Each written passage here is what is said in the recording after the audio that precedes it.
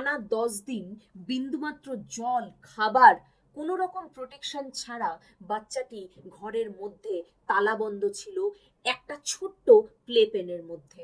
নিজের মলমূত্রে একাকার হয়ে ত্রাহি ত্রাহি চিৎকার করে প্রতি মুহূর্তে সে তার মাকে খুঁজেছে। ওই শিশুটি যার 16 মাস বয়স, সে তার নিজের মলমূত্র পর্যন্ত খেয়েছে, যেহেতু তার কাছে কোনো খাবার বা জল, আলো, বাতাস কিছুই ছিল না।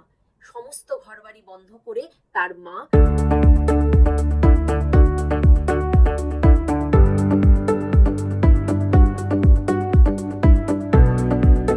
কথায় বলে, কুসন্তান যদি বা হয়, কুমাতা কভু নয়। অর্থাৎ সন্তান যদিও বা খারাপ আচরণ করে, মায়ের প্রতি অবিচার অন্যায় করে, কিন্তু মা কখনোই সন্তানের প্রতি বিরূপ হতে পারেন না। তা সে নিজে যেমন মানুষই হন না কেন, সন্তানের প্রতি সব মায়ের রূপই একরকম। সেটা বিশ্বাসের রূপ, সেটা মমতাময়ী রূপ, স্নেহময়ী রূপ, আত্মত্যাগী রূপ। তাই তো যুগ যুগ ধরে সাহিত্য, নাটক কিংবা সমাজে আমরা দেখে এসেছি মায়ের সেই একই চিত্র। এই উজ্জ্বল প্রদীপের নিচেই কিন্তু আবার লুকিয়ে থাকে অন্ধকার। আর এই অন্ধকারই হলো সেই মায়েরা, যেই মায়েরা নিজের স্বার্থে নিজের সন্তানকে মৃত্যুর মুখে ঠেলে দিতেও পিছপা হন না। এও কি সম্ভব? সম্ভব হয়েছে। এই বিশ্বে, এই দেশে, সর্বত্র সম্ভব হয়েছে। সম্প্রতি ঘটে যাওয়া কিছু ঘটনা নিয়েই আজকের ভিডিওতে আমার আলোচনা। যেই ঘটনাগুলো আমাদের প্রচলিত ধ্যান ধারণাগুলোকে উল্টে পাল্টে দিয়ে গেছে। প্রথমে যে ঘটনার কথা বলবো, সেই ঘটনায় সারা বিশ্ব একবার না একবার শিহরিত হয়েছিল। গত বছরের ঘটনা, 2023 সাল। আমেরিকার ওহাইওতে একজন মা, তার নাম ক্রিস্টাল ক্যান্ডেলারিও, তার বাচ্চাকে নিজে হাতে মৃত্যুর মুখে ঠেলে দিয়েছিল। এই কিছুদিন আগে সেই মামলার সর্বশেষ শুনানিতে তার যাবজ্জীবন কারাদণ্ড নির্দেশিত হয়। কিন্তু কেন এই সাজা? এবার ঘটনার বিবরণটা দিই। ক্রিস্টাল তার মেয়ে জেইলিন ক্যান্ডেলারিওকে নিয়ে একাই একটি বাড়িতে বসবাস করতেন। অনেকদিন আগেই স্বামীর সাথে ছাড়াছাড়ি। জেইলিন ক্যান্ডেলারিওর বয়স তখন ছিল 16 মাস, মাত্র 16 মাস। তা একদিন সেই মা প্ল্যান করলেন ঘুরতে যাবে। 10 দিনের জন্য প্ল্যান করে ব্যাগ গুছিয়ে সুটকেস টানতে টানতে নিয়ে বাড়ির সামনে থেকে গাড়িতে উঠে বেরিয়ে পড়লেন সৈকত ভ্রমণের জন্য। আর বাচ্চাটা থেকে গেল ওই বাড়িতেই একা। হ্যাঁ, ক্রিস্টাল ক্যান্ডেলারিও কাউকে কিছু না জানিয়ে তার বাচ্চাকে 10 দিনের জন্য বাড়িতে একা ফেলে রেখে, বাইরে থেকে তালা বন্ধ করে, কোনো রকম প্রোটেকশনের ব্যবস্থা না করে চলে গিয়েছিলেন সৈকত ভ্রমণে। এমনকি বাচ্চাটির দাদু দিদিমাও জানতো না যে তাদেরই মেয়ে তাদের নাতনিকে বাড়িতে একা ফেলে সৈকত ভ্রমণে গেছেন। কাদের সাথে? বন্ধুদের সাথে। সাথে আরো ছিলেন, কে ছিলেন? তার বয়ফ্রেন্ড। টানা 10 দিন বিন্দুমাত্র জল, খাবার, কোনো রকম প্রোটেকশন ছাড়া বাচ্চাটি ঘরের মধ্যে তালাবন্ধ ছিল একটা ছোট্ট প্লেপেনের মধ্যে। একই জামা কাপড়, একই ডায়পার, নিজের মলমূত্রে একাকার হয়ে ত্রাহি ত্রাহি চিৎকার করে প্রতি মুহূর্তে সে তার মাকে খুঁজেছে। চিৎকার করে করে তার গলা শুকিয়ে প্রচন্ড ডিহাইড্রেশন হয়ে গেছে এবং শেষ মুহূর্ত অবধি ওই শিশুটি, যার 16 মাস বয়স, সে সার্ভাইভ করতে চেয়েছে ভীষণভাবে। আর সেই সার্ভাইভালের জন্যই সে তার নিজের মলমূত্র পর্যন্ত খেয়েছে, যেহেতু তার কাছে কোনো খাবার বা জল, আলো, বাতাস কিছুই ছিল না। সমস্ত ঘরবাড়ি বন্ধ করে তার মা সৈকত ভ্রমণে গেছে। কোর্টে পেশ করা সিসিটিভি ফুটেজে সেই শিশুটির আর্তনাদ ক্ষীণ হলেও ধরা পড়েছে। সেই ক্ষীণ আর্তনাদে এতটা সেই ইন্টেন্সিটি বলে দেয় সেই চিৎকার, সেই আর্তনাদ ঘরের ভিতরে কতটা জোরালো ছিল, কি মারাত্মক ভয়, স্ট্রেস এর মধ্যে দিয়ে যাচ্ছিল সেই ছোট্ট শিশুটি। জল খাবার তো আমি বাদই দিলাম, মানসিক ট্রমাটা একবার ভেবে দেখো। যখন এই সিসিটিভি ফুটেজ কোর্টে পেশ করা হয়, তখন কিন্তু কোর্টে উপস্থিত সকলে কেঁপে উঠেছিল, একমাত্র ক্রিস্টাল ক্যান্ডেলারিও ছাড়া। আর যখন এইভাবে শিশুটি ত্রাহি ত্রাহি রব করে কাঁদছে, তার মাকে ডাকছে, শুকিয়ে শুকিয়ে তিলে তিলে মরছে, তখন তার মা কি করছে? তার মা সমুদ্র সৈকতে বিভিন্ন রকম পোশাক আশাকে নিজের ছবি তুলে সোশ্যাল মিডিয়ায় পোস্ট করছে, নানান রকম খাবার খাচ্ছে, বন্ধুদের সাথে আনন্দ করছে, হাসছে, মজা করছে, বয়ফ্রেন্ডের গলা জড়িয়ে ছবিও তুলছে। কিন্তু একবারও তার নিজের সন্তানের কথা মনে পড়ছে না, যে শুকিয়ে শুকিয়ে মরছে ঘরের ভিতরে, কোনো রকম খাবার ছাড়া, জল ছাড়া, নিজের মলমূত্র খেয়ে। 10 দিন বাদে মায়ের ট্রিপ শেষ হলো। ট্রিপ থেকে ফিরে যখন সে প্রথম ঘরে ঢোকে, তখনই ঘরের অবস্থা দেখে সে বুঝতে পারে ঘরে কি ঘটেছিল। শিশুটিকে সে অসাড় হয়ে পড়ে থাকতে দেখে, এবং অবশ্যই কঙ্কালসার। তখনই শিশুটি মৃত। তখন মা 911, দ্যাট ইজ এমার্জেন্সি নাম্বার, সেই নাম্বারে ফোন করে হাউ হাউ করে কাঁদতে কাঁদতে বলে, আমার হেল্প চাই, I need help, my baby is dyeing. Police fire EMS. I need big money! Big money! What's the address? কি ভাবছো, সম্বিত ফিরেছে মায়ের? তাহলে আরো শোনো। পুলিশ আসার আগেই এই মা তার মেয়ের সমস্ত মেস ক্লিয়ার করে, তার ডায়াপার, জামা কাপড় চেঞ্জ করে, ক্লিন পোশাক আশাক পরিয়ে এমন ভাবে রেডি করে রাখে, মানে আমি বলছি ওই তার মৃত অসার শিশুটিকে এমন ভাবে রেডি করিয়ে রাখে যাতে পুলিশ এসে বুঝতেও না পারে কি বিভৎস স্ট্রাগলের মধ্যে শিশুটির মৃত্যু হয়েছে, যাতে তার মা নিজেকে বাঁচাতে পারে। সেইভাবে পরিকল্পিতভাবে সে তার বাচ্চাকে পরিষ্কার করে নতুন জামা কাপড় পরিয়ে রাখে। 911-এ কল করার ঠিক 2 ঘন্টার মধ্যে পুলিশের হোমিসাইড শাখার ডিটেকটিভের সাথে যখন তার কথা বলার রেকর্ড কোর্টে পেশ করা হয়, তখন দেখা যায় যখন ডিটেকটিভ তাকে জিজ্ঞাসাবাদ করছে, তখন তার বডি ল্যাঙ্গুয়েজে কোনো রকম কোনো গিল্টি বা কোনো কনসার্ন কিছু মাত্র নেই। উপরন্তু সে সাজিয়ে গুছিয়ে ডিটেকটিভকে বলছে যে কিভাবে তার বাচ্চা কদিন ধরে ভমিট করছে, কদিন ধরে খাচ্ছে না, যা খাচ্ছে বমি করে দিচ্ছে, এবং তাই জন্য আজকে তার বাচ্চার এই অবস্থা হয়েছে, সে বুঝতেই পারেনি। সে এটাই প্রতিপন্ন করার চেষ্টা করছে যে তার বাচ্চা কোনো একটা অসুখের শিকার হয়েছে। তর্কের খাতিরে ধরে নিলাম কোনো অসুখের শিকারও হয়েছে। সত্যি তার কথাগুলো যদি সত্যি হয়ে থাকতো, কোনো মা যখন তার বাচ্চার অসুখের কথা বলবে, সেই মুহূর্তে দাঁড়িয়ে যেখানে তার বাচ্চা সাড়া দিচ্ছে না, না খেয়ে বমি করে শুকিয়ে গেছে, তার মায়ের যে কনসার্ন বা এক্সপ্রেশন চোখে মুখে থাকবে, সেই এক্সপ্রেশন বা বডি ল্যাঙ্গুয়েজ সেই মার মধ্যে কিন্তু দেখা যায়নি। এরপর ফার্দার ইনভেস্টিগেশনে সব সত্যি যখন বাইরে আসে, তখন তাকে অ্যারেস্ট করা হয়। প্রসিকিউশন যখন বলছেন, তখন তিনি নিজেও শিহরিত হয়ে যাচ্ছেন। তিনি বলেন, মায়ের যে বিহেভিয়ার গুলো লকআপে বসে রেকর্ড করা হয়, সেই বিহেভিয়ার স্টাডি করে তারা দেখে যে বন্দি থাকাকালীন অন্যান্য বন্দীদের সাথে তার মা যেই বিষয়ে গল্প করছে, হাসি মজা করছে, সেই বিষয়ে তার মেয়ে কখনো উঠে আসেনি। কোনো কনসার্ন, কোনো গিল্ট তার চোখে মুখে দেখা যায়নি। বরং সে কি নিয়ে আলোচনা করছে? তার ট্রিপ কেমন হলো, মানে সে হলিডে কেমন কাটালো, গাড়ি বাড়ি, টাকা পয়সা, কে কোন খাতে কত খরচ করলো, কে কত দামি ফুড খেলো, ইত্যাদি ইত্যাদি ইত্যাদি। প্রসিকিউশন এও বলেন যে একটা পশুও তার থেকে অনেক ভালোভাবে তার অপত্যের দেখভাল করতে পারে। Animals take care of their infants better. গলা কেঁপেছিল সবার যখন কোর্টে এই সিসিটিভি ফুটেজগুলো পেশ করা হচ্ছে, যেখানে বাচ্চার ত্রাহি ত্রাহি চিৎকার শোনা যাচ্ছে, বাচ্চাটি গলা শুকিয়ে মরছে, সেই অ্যাম্বিয়েন্সটা, সেই সময় বাচ্চার এক্সপিরিয়েন্স, সেই সিচুয়েশনটা মনে করে গলা কেঁপেছে সবার। গলা কেঁপেছে সেই ডাক্তারেরও, যেই ডাক্তার অটোপসি রিপোর্ট পেশ করেছেন জাজের কাছে, যে বলছে কতটা স্ট্রেসের মধ্যে দিয়ে বাচ্চাটি গেছে, তবে তার প্রতিটি অর্গান স্ট্রেসের লক্ষণ প্রকাশ দিয়েছে। সেটা বলতে গিয়েও সেই ডাক্তারেরও গলা কেঁপে গেছে, যার সাথে তার বাচ্চাটির কোনো রক্তের সম্পর্ক নেই। মানবিকতা গলা কাঁপিয়েছে সববার, এক্সেপ্ট দ্যাট মাদার। হ্যাঁ, মায়ের চোখে জল এসেছিল। কখন?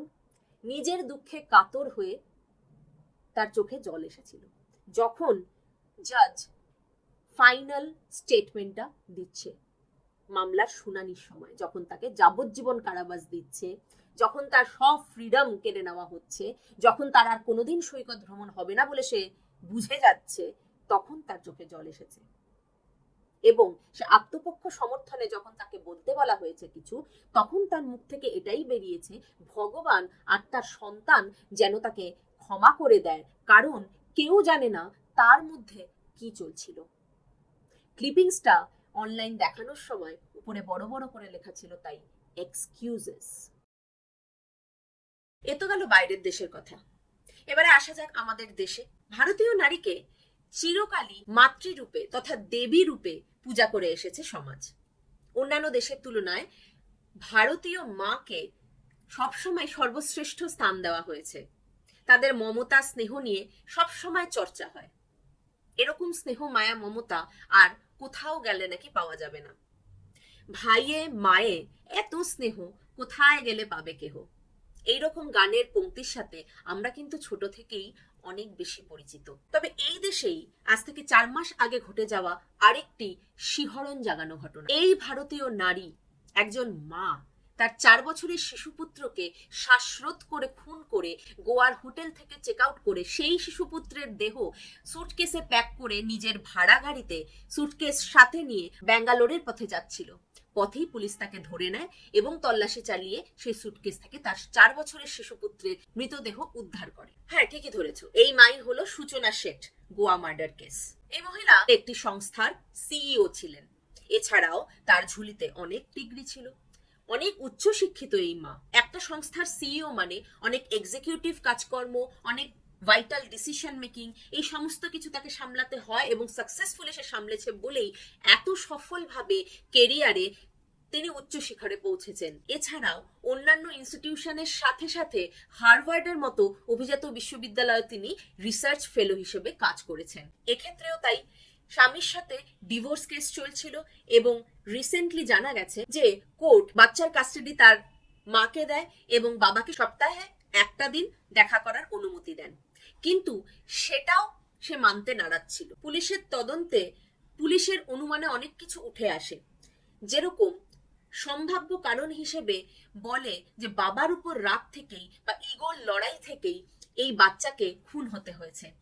বাবাকে দেখতে দেবে না, বাবা যাতে কোনোদিন বাচ্চাকে না দেখতে পারে, বাচ্চার সাথে কথা না বলতে পারে, তার একটা পার্মানেন্ট সলিউশন হিসেবে উনি এই সলিউশনকে বেছে নিয়েছেন। আরো জানা যায় যে বাচ্চা দিন দিন বাবার মতো মুখের গড়ন পাচ্ছে, বাবার মতো দেখতে হচ্ছে, তাই তার অসহ্য লাগতো, তাই জন্য সে তাকে খুন করার সিদ্ধান্ত নেয়।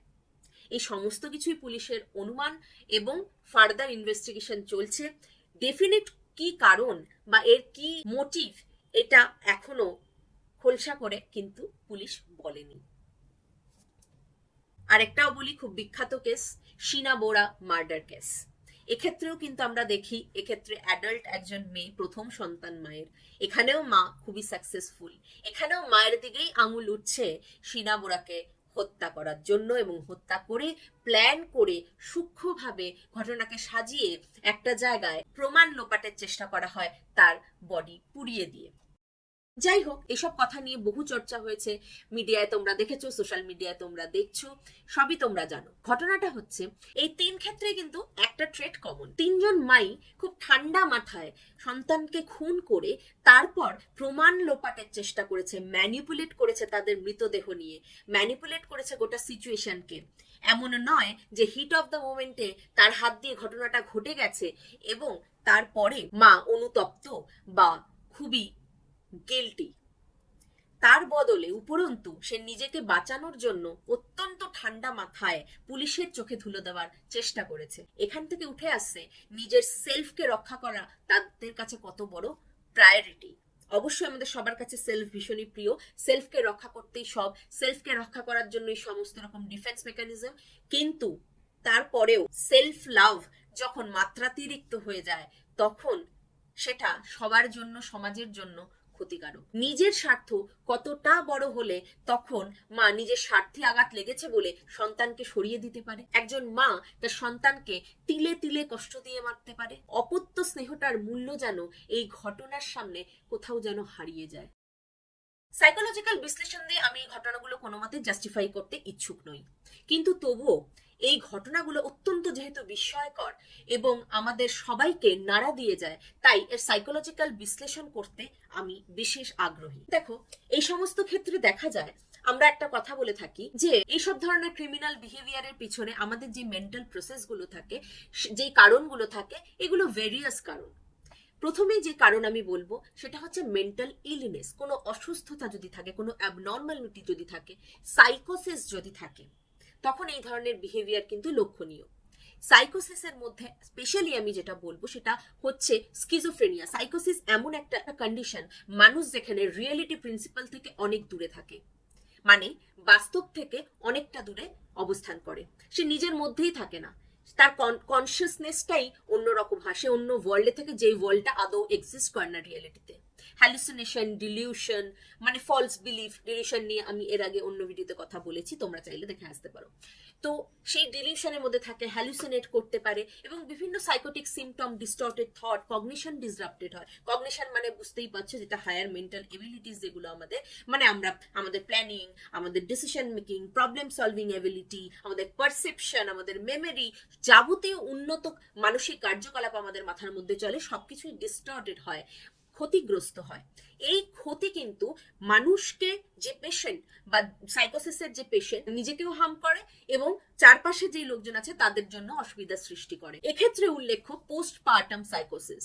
পোস্টপার্টাম ডিপ্রেশনের কথা আমরা শুনেছি, মানে বাচ্চা হওয়ার সাথে সাথে একটা মা যখন বাচ্চাকে জন্ম দেয়, বাচ্চা জন্ম দেওয়ার পরে পরেই মায়ের শরীরের মধ্যে বিভিন্ন রকম হরমোনাল চেঞ্জেস ঘটে। হরমোনাল রোলার কোস্টার যেটাকে আমরা বলে থাকি, আপস অ্যান্ড ডাউন চলে এবং নিউরোট্রান্সমিটারের অদল বদল হয়, নিউরোট্রান্সমিটারের সেক্রেশনের ইন্টেন্সিটি অদল বদল হয়। সুতরাং শরীরের মধ্যে যে ট্রিমেন্ডাস স্টর্মিং একটা মানে এনভায়রনমেন্ট চলে, সেটা বাইরে থেকে সবসময় বোঝা যায় না এবং সেই ভেতরের হরমোনাল ইস্যুসগুলোর জন্য কিন্তু বাইরে থেকে যেই অ্যাপিয়ারেন্সটা বোঝা যায়, বিহেভিয়ারগুলো পাওয়া যায়, সেগুলো হচ্ছে ডিপ্রেসিভ মুড, ব্লুজ এটসেট্রা। খুব মাইল্ড অবস্থা আমরা বলি, মন খারাপ যেটাকে বলি, ব্লু, এই চলে, যেটা পোস্টপার্টাম ব্লুজ বলে। পোস্টপার্টাম আর একটু সিভিয়ার হলে সেটা ডিপ্রেশন বলে। ডিপ্রেশনের কিছু কিছু যেই সিমটমস গুলো থাকে সেগুলো দেখে এক্সপার্টরা পোস্টপার্টাম ডিপ্রেশন বলে। এই পোস্টপার্টাম ডিপ্রেশন যদি আনট্রিটেড থাকে তাহলে সেটা আরো সিভিয়ার আকার ধারণ করে, ভবিষ্যতে যেটা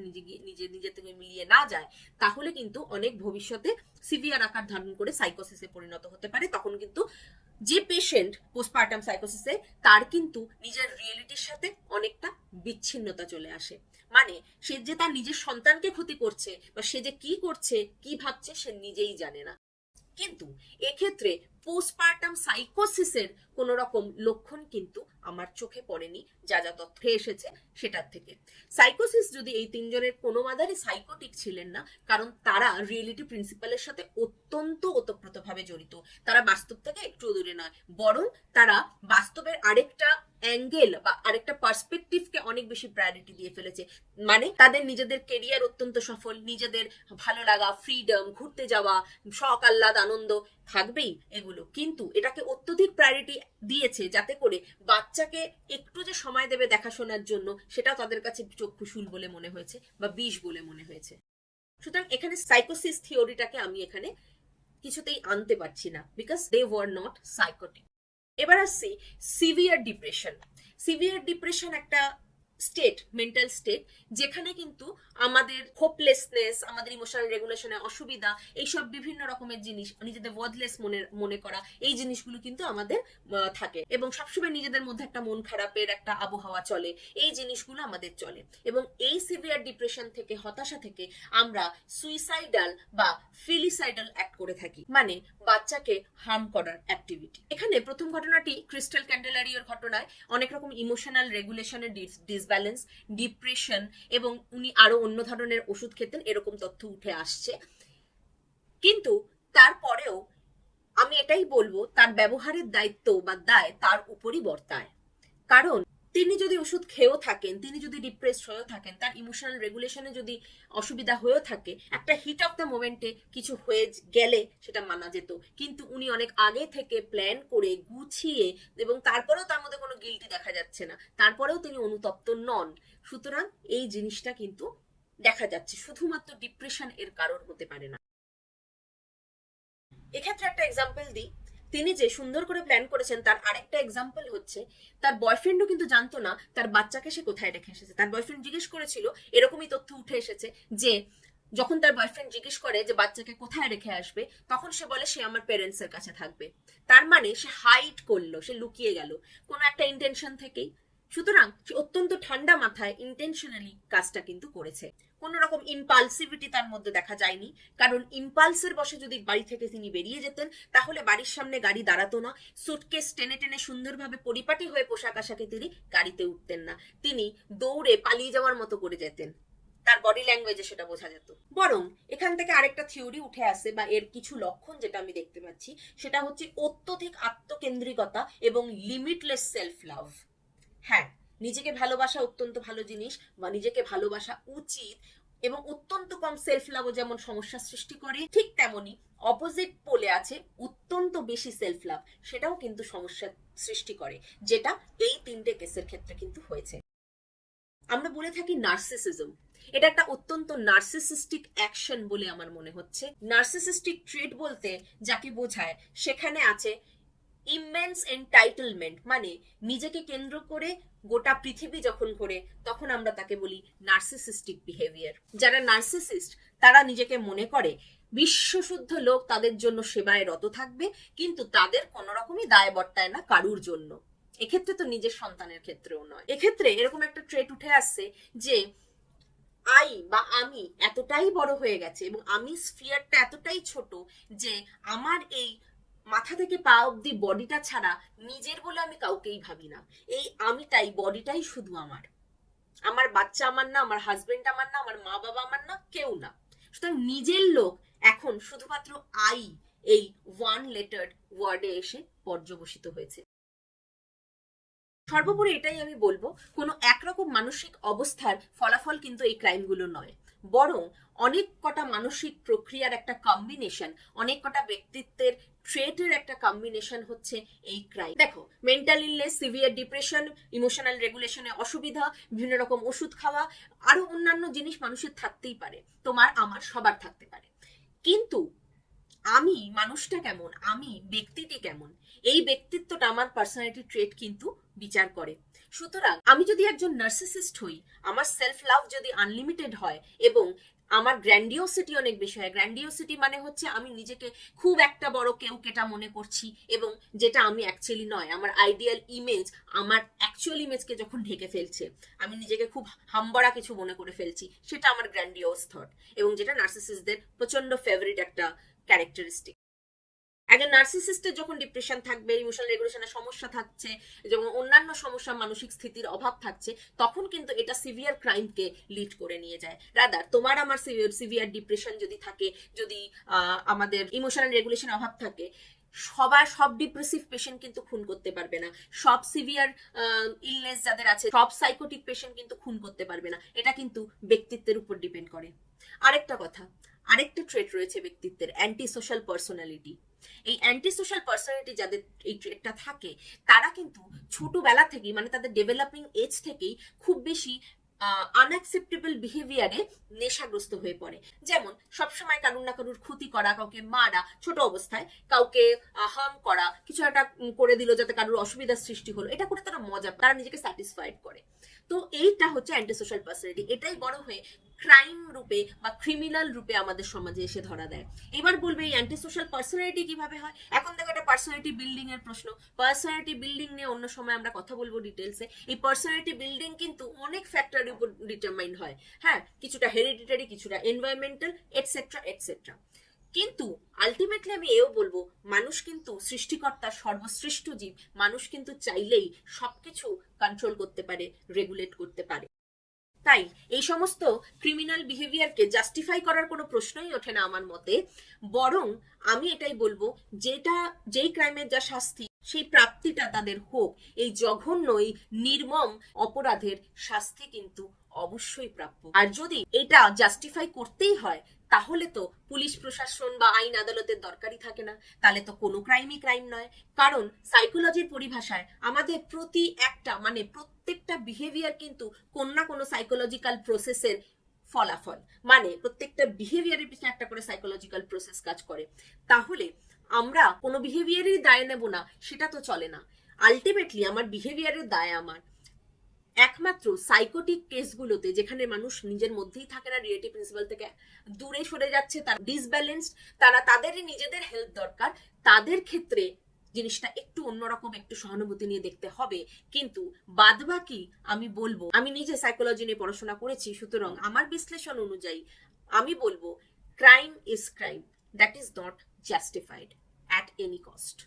আজ কিছু সিভিয়ার কেস নিয়ে আমি আলোচনা করলাম, কিন্তু সন্তানকে যেই মারা খুন করেছে, এটা ছাড়াও কিন্তু এরকম অনেক মা বাবা আছেন যারা কিন্তু নিজের সন্তানকে নিজের হাতে নষ্ট করে, মানে তাদের বিকাশকে নষ্ট করে, তাদের পার্সোনালিটি ঠিক মতো ডেভেলপ করে না। এই যে এতক্ষণ বলছিলাম narcissistic personality, anti social personality, এই যে বিভিন্ন রকমের পার্সোনালিটি যেগুলো অ্যাকচুয়ালি অসুবিধাজনক চারপাশের লোকেদের জন্য, সেই পার্সনগুলো ডেভেলপ হয় কি করে? অনেকাংশেই কিন্তু পেরেন্টিং এর অনেক বড় ভূমিকা রয়েছে।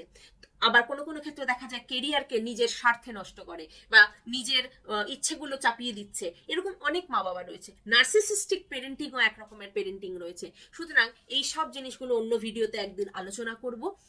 এক্ষেত্রে আমি বলবো এই মা বাবারা কখনো জেনে বা কখনো অজ্ঞানেই এই কাজকর্মগুলো করে। এই টক্সিক পেরেন্টসদের নিয়েও আমরা আলোচনা করব। ততক্ষণ তোমরা সাথে থেকো, চ্যানেলটাকে সাবস্ক্রাইব করো, লাইক শেয়ার অবশ্যই করবে।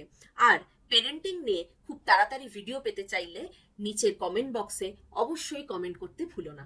Thank you.